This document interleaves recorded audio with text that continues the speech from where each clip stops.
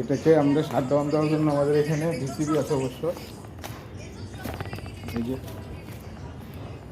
VCB, এই যে প্রথম আসছে আমাদের এই যে মিটারে, পৃথিবীর মিটারে, তারপরে যে দেখতে পাচ্ছেন ভিসিবি, এই ভিসিবি থেকে আমরা যদি শাটডাউন দিয়ে দিই তাহলে আমাদের এটা বন্ধ হবে।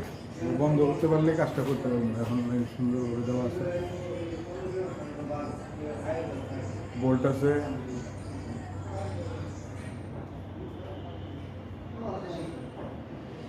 হচ্ছে 10.86 কেভি, আর এমবিআর হচ্ছে 4।